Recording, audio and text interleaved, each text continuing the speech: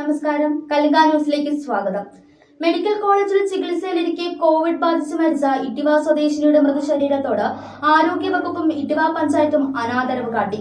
ഇട്ടിവ വയാനം സ്വദേശി ശാരദാമ്മയുടെ മൃതശരീരമാണ് ഏറ്റെടുക്കാൻ കഴിയാതെ മെഡിക്കൽ കോളേജിൽ 2 ദിവസം കിടന്നത്. കഴിഞ്ഞ 21-നാണ് കൊല്ലം ഇട്ടിവ വയ്യാനത്ത് ശാരദാമ്മയ്ക്ക് കടന്നൽ കുത്തേൽക്കുന്നത്. ഇവരെ ഉടൻ കടയ്ക്കൽ താലൂക്ക് ആശുപത്രിയിലും തുടർന്ന് തിരുവനന്തപുരം മെഡിക്കൽ കോളേജ് ആശുപത്രിയിലും പ്രവേശിപ്പിച്ചു. ചികിത്സയിൽ കഴിയുന്ന ശാരദാമ്മയ്ക്ക് കഴിഞ്ഞ 5-ാം തീയതി കോവിഡ് പോസിറ്റീവ് ആയതായി ആശുപത്രി അധികൃതർ ബന്ധുക്കളെ വിവരമറിയിച്ചു. തുടർന്നാണ് കഴിഞ്ഞ 11-ാം തീയതി ഇവർ മരണപ്പെടുന്നത്. മൃതശരീരം മെഡിക്കൽ കോളേജ് ആശുപത്രിയിൽ നിന്നും വിട്ടു നൽകുന്നതിന് യാതൊരു നടപടിയും ഇട്ടിവ പഞ്ചായത്തോ ആരോഗ്യവകുപ്പോ ചെയ്തില്ലെന്നും ബോഡി വിട്ടു നൽകാൻ നടപടിയെടുക്കണമെന്നാവശ്യപ്പെട്ട് ഗ്രാമപഞ്ചായത്തിനെ സമീപിച്ച ശാരദാമ്മയുടെ ബന്ധുക്കളെ പഞ്ചായത്ത് പ്രസിഡന്റ് അപമാനിച്ചു എന്നുമാണ് ഇവർ പറയുന്നത്. അവസാനം പ്രദേശത്തെ കോൺഗ്രസ് പ്രവർത്തകർ ഇടപെട്ടതോടെയാണ് 2 ദിവസത്തിനു ശേഷം ബോഡി ഏറ്റുവാങ്ങി തിരുവനന്തപുരം ശാന്തി കവാടത്തിൽ സംസ്കരിച്ചത്. തുടർന്നാണ് ഇന്ന് രാവിലെ 10 മണിയോടെ ശാരദാമ്മയുടെ ബന്ധുക്കളും കോൺഗ്രസ് പ്രവർത്തകരും ചേർന്ന് ഇട്ടിവ പഞ്ചായത്ത് ഓഫീസ് പടിക്കൽ ധർണ നടത്തിയത്. ധർണയിൽ ഷുജു ഉൾമുൽക്ക് അധ്യക്ഷത വഹിച്ചു.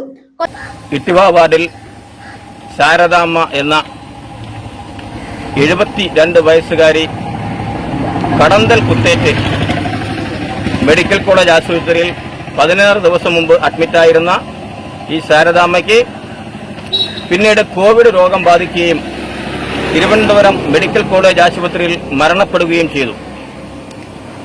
ഈ മരണവുമായി ബന്ധപ്പെട്ട് ഗ്രാമപഞ്ചായത്ത് എടുക്കേണ്ട ചില നടപടികൾ, കോവിഡ് രോഗി മരിച്ചു കഴിഞ്ഞാൽ ഗ്രാമപഞ്ചായത്തിന്റെയും ആരോഗ്യവകുപ്പിന്റെയും നേതൃത്വത്തിൽ മൃതദേഹം ഏറ്റെടുത്ത് സംസ്കാര ചടങ്ങുകൾ നടത്തേണ്ട ഉത്തരവാദിത്വം ഗ്രാമപഞ്ചായത്തിനാണ്. സർക്കാരിന്റെ പ്രത്യേക ഉത്തരവും ഈ കാര്യത്തിലുണ്ട്. എന്നാൽ മരണമടഞ്ഞ ദിവസം വൈകിട്ട് തന്നെ മൃതദേഹം സംസ്കരിക്കുന്നതിന് വേണ്ട നടപടിക്രമങ്ങൾ വീട്ടിൽ ആരംഭിച്ചെങ്കിലും വയ്യാനത്തെ ചില പ്രാദേശിക CPM നേതാക്കളുടെ നേതൃത്വത്തിൽ വീട്ടിൽ അടക്കാൻ കഴിയില്ല എന്ന വാദം ഉന്നയിച്ചുകൊണ്ട് പ്രശ്നങ്ങളുമായി മുന്നോട്ട് വരികയും കൊല്ലം DCC സെക്രട്ടറി INDCയുടെ റീജിയണൽ പ്രസിഡന്റ് ചന്ദ്രബോസ് ഉദ്ഘാടനം ചെയ്തു. നമ്മുടെ പഞ്ചായത്തിൽ ഒരു വീട്ടമ്മ കടന്തൽ കുത്തേറ്റ് അവര് മെഡിക്കൽ കോളേജ് ആശുപത്രിയിൽ ചികിത്സിക്കാൻ പോയി. അവര് ജീവനോടെ തിരിച്ചു വന്നില്ല. എന്തുകൊണ്ടാണ് ഇത് സംഭവിച്ചത് എന്ന് നമ്മൾ പരിശോധിക്കണം. മെഡിക്കൽ കോളേജ് ആശുപത്രിയിൽ കോവിഡ് വ്യാപിപ്പിക്കുന്ന കേന്ദ്രമായി മെഡിക്കൽ കോളേജ് ആശുപത്രി മാറുകയാണ്. ഇതൊരു സംഭവമല്ല, നിത്യേന ഇത്തരം ഒരുപാട് സംഭവങ്ങൾ ഉണ്ടായിക്കൊണ്ടിരിക്കുകയാണ്. പഞ്ചായത്തിനാണ് പൂർണ്ണമായും കോവിഡ് ബാധിച്ച ഒരു മരണമുണ്ടായാൽ അത് ശവസംസ്കാരം നടത്തുവാനുള്ള പൂർണ്ണമായ ഉത്തരവാദിത്വം സർക്കാർ പഞ്ചായത്തുകളെയും ഹെൽത്ത് ഡിപ്പാർട്ട്മെന്റിനെയുമാണ് ഏൽപ്പിച്ചിരിക്കുന്നത്. ഇവിടെ ഒരു ഹെൽത്ത് ഡിപ്പാർട്ട്മെന്റ് ഉണ്ട്, ആരോഗ്യ സ്റ്റാൻഡിംഗ് കമ്മിറ്റി ചെയർപേഴ്സൺ ഉണ്ട്, ഒരു പഞ്ചായത്ത് പ്രസിഡന്റ് ഉണ്ട്, ഭരണാധികാരികളുണ്ട്. ഈ കോവിഡ് ബാധിച്ച് മരിച്ച വീട്ടമ്മയുടെ ശാരദാമ്മ എന്ന് പറയുന്ന ഇരണങ്കോട്ട് വീട്ടിലെ ശാരദാമ്മ നമുക്ക് ആർക്കും അന്യമല്ല. ഈ പഞ്ചായത്തിലെ ജീവനക്കാരനായിരുന്ന ഡ്രൈവറായിരുന്ന ആനന്ദം പിള്ളച്ചേട്ടന്റെ ഭാര്യയാണ്. പഞ്ചായത്തിൽ വർഷങ്ങളായി ഈ പഞ്ചായത്തിന് വേണ്ടി തന്റെ ജീവിതം ഒഴിഞ്ഞുവെച്ച ആനന്ദം പിള്ളച്ചേട്ടന്റെ ഭാര്യയായ ശാരദാമ്മയോട് ഈ പഞ്ചായത്ത് ഭരണസമിതി നീതി പുലർത്തിയിട്ടില്ല. കോവിഡ് രോഗികളോട് ഇട്ടിവ ഗ്രാമപഞ്ചായത്ത് കാട്ടുന്ന മനുഷ്യത്വരഹിതമായ പ്രവർത്തികൾ അവസാനിപ്പിക്കണമെന്ന് ആവശ്യപ്പെട്ട് കൊല്ലം DCC സെക്രട്ടറി BTCB സംസാരിച്ചു. അതിനുശേഷമാണ് അവർക്ക് കോവിഡ് ബാധയുണ്ടായത്.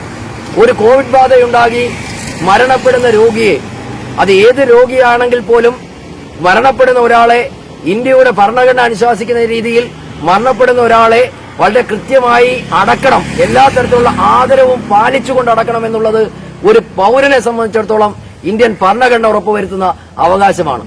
എന്നാൽ ഈ പഞ്ചായത്തിൽ ചില ആളുകൾ ഇതിനെക്കുറിച്ചൊന്നും ബോധപൂർവം ഗ്രാഹ്യമില്ല എന്ന് ധരിച്ചുകൊണ്ട് ഇത്തരത്തിലുള്ള പ്രവൃത്തികളുമായി മുന്നോട്ട് പോവുകയാണ്.